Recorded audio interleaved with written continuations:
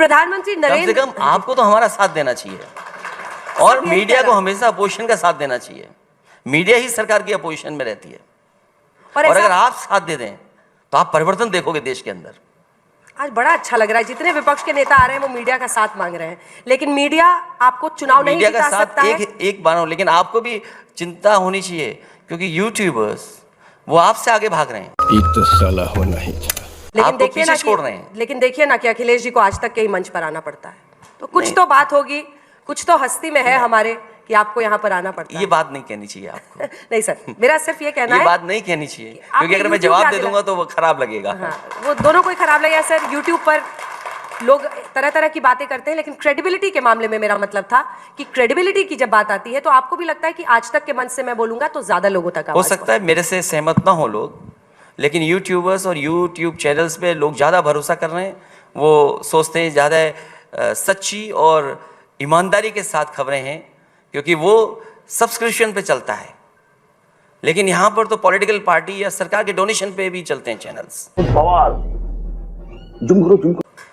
तमाम पार्टियां फिर उस तरह की बात करती हैं और डोनेशन देती हैं। वापस आते हैं सर मेन इशू पे जिस पर हम लोग चर्चा कर रहे थे। प्यारी समझ गई। आपको बुरा लगा था जब कमलनाथ की तरफ से इस तरह के शब्द बोले गए थे? आप पूर्व मुख्यमंत्री हैं और आपको लोग देश में जानते हैं, लेकिन कांग्रेस ने जिस कैलस तरीके से गठबंधन को एमपी में हैंडल किया, मतलब लापरवाही के साथ, वो आप बार बार उस पर इशारा कर रहे हैं कि वो भारी पड़ा। आइए देखते हैं, मजा आएगा। वो बात खत्म हो गई है, अब बात इंडिया के गठबंधन की है। वो प्रदेश के चुनाव खत्म हो गए, वो बात अब खत्म हो गई। अब अगली लड़ाई क्या है, अगली परिस्थितियां क्या होंगी, उस पर हम लोग विचार कर रहे हैं। उसके बाद कमलनाथ जी से बात हुई आपकी? मेरी बात नहीं हुई। क्या आपको लगता है कि कांग्रेस पार्टी ने कर्नाटक की जीत के बाद जो दूसरी मीटिंग हुई थी इंडिया गठबंधन की, वो बेंगलुरु में हुई थी और ऐसा लग रहा था कि कांग्रेस पार्टी उस समय अपर हैंड के साथ पूरे गठबंधन में हावी हो रही है? क्या वो इन 3 राज्यों के नतीजों के बाद आप जैसे क्षेत्रीय दल, जेडीयू, आरजेडी, समाजवादी पार्टी, आपकी पार्टी, सारी पार्टियां कांग्रेस को आईना दिखाने में लग गई हैं? राजनीति में कोई किसी को आईना नहीं दिखाता है, जनता सर्वोपरि है। जनता जो चाहती है वो बात हमको कहना पड़ेगा। अगर जनता को पसंद है पीडीए तो हम पीडीए की बात करेंगे। जो जनता को एक जमाने में अच्छे दिन पसंद थे लेकिन वो कथनी थी, वचन नहीं था। अगर बीजेपी का आकलन करेंगे तो उनका केवल कथन था, नारा था, वो उनका वचन नहीं था। तो क्या अच्छे दिन आ गए? ऐसे आपकी बात पे लोगों को भरोसा हो जाएगा। वो तो कह रहे हैं मोदी की गारंटी अब चलेगी। कर्नाटका में कांग्रेस ने गारंटी शुरू की, अब वो कह रहे हैं मोदी की गारंटी पर जनता भरोसा करती है। इसका क्या काट है आपके पास? गारंटी? कौन सी गारंटी? बीजेपी अगर है तो महंगाई की गारंटी है, चीजें बिकने की गारंटी है। आपके जो पीडीए के लोग हैं उनके साथ धोखे की गारंटी है। दिखाएंगे कुछ, देंगे कुछ, होगा कुछ। क्या बात कर रहे हो आप? महिलाओं का वोट बीजेपी को क्या जिता रहा है? क्या वो डिसाइसिव है? नारी शक्ति वंदन अधिनियम के साथ क्या एक मार्ग बनाया गया है? लाडली बहना स्कीम्स, इन सब की काट कैसे मिलेगी? जिस मुख्यमंत्री ने लाडली बहना योजना चलाई, उन मामा का क्या किया? अगर आपकी स्कीम ठीक थी और आपकी स्कीम की वजह से सरकार बनी, तो जिसने स्कीम लागू की उसको क्यों सजा दी?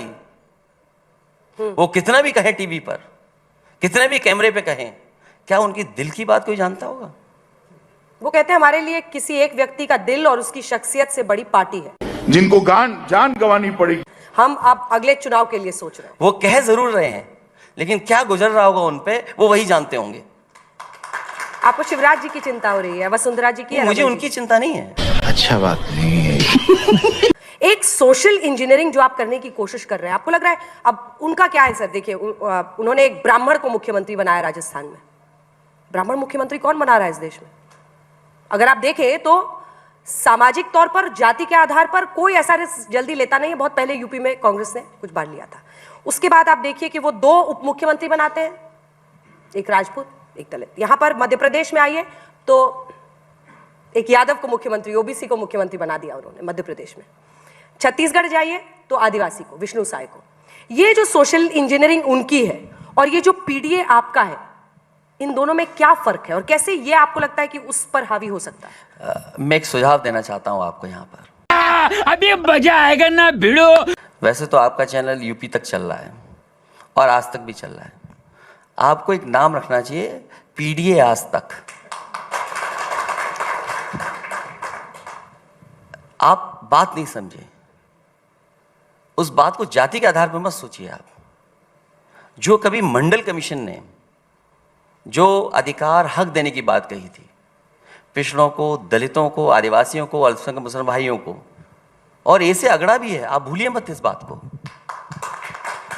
ये बात आप क्यों भूल जाते हैं आप कि इससे ऐसे अगड़ा भी है, आदिवासी भी है, अल्पसंख्यक मुसलमान भाई भी है।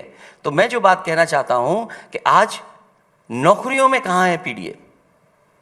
सवाल यह है, आप जब सरकारी संस्थाओं को हटा देंगे, बेच देंगे, तो संविधान ने जो अधिकार दिए हैं नौकरी के और रोजगार के, वो कहां है? आज जिस तरह से अन्याय हो रहा है, आप आंकड़े निकलवाइए एनसीआरबी के, सबसे ज्यादा पिछड़े, दलित और अल्पसंख्यक भाइयों पर अन्याय हो रहा है। और मैं उदाहरण भी दे सकता हूं, ऐसा नहीं कि मैं उदाहरण नहीं दे सकता। तो ये सवाल मुख्यमंत्री बनने का नहीं है। मुख्यमंत्री बन गए अच्छी बात है, लेकिन जो समाज है उसको क्या मिल रहा है? क्या नौकरी मिल रही है? क्या शिक्षा में उसको स्थान मिल रहा है? क्या उसके ऊपर अन्याय कम हो गया? आज भी अगर एनसीआरबी के आंकड़े हम ठीक माने तो वो तो इसी सरकार के हैं, मेरे आंकड़े तो नहीं है, मैं तो सरकार में नहीं हूं कहीं। यही नहीं, अभी और सुनिए। आप कहते हैं कि घर घर नल, ठीक है, अच्छी बात है घर घर नल, लेकिन घर घर बेरोजगार भी तो बैठा है, उसको रोजगार कब देंगे आप? तो घर घर बेरोजगार मांग रहा है रोजगार, अब देना पड़ेगा बीजेपी सरकार को, और नहीं तो मतदान पड़ेगा उनके खिलाफ। पीडीए ही एनडीए को हराएगा। ये बड़ी अच्छी बात कही आप। अगर आज आपसे मैं एक सिंपल सा सवाल पूछूं कि आप इंडिया गठबंधन में जब तमाम क्षेत्रीय दल हैं, आप कांग्रेस पर कितना दाव लगाने को तैयार हैं? ईमानदारी से सोचकर कांग्रेस पर आप कितना दाव लगाने को तैयार हैं? 80 सीटें यूपी की आप कह रहे हैं कि उनसे उनको हटाना है बीजेपी को, कितनी सीटें देंगे? कोई दाव नहीं। समाजवादी पार्टी सम्मान के साथ साथ लेने का काम करती है। कितनी सीटें देंगे? उसके सीट तो शेयरिंग सम्मान, जितना सम्मान दे सकते हैं हम लोग देंगे। 4 सम्मान का मतलब 4 समझूं कि 2 समझूं? सम्मान का कि मतलब 8 कुछ भी समझूं? हो सकता है। सम्मान का मतलब गिनती नहीं है। सम्मान सम्मान है, लेकिन चुनाव चुनाव है, और चुनाव सीटों पर होता है।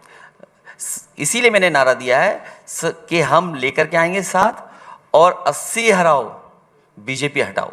अगर यूपी से बीजेपी हार जाएगी तो अपने आप हट जाएगी।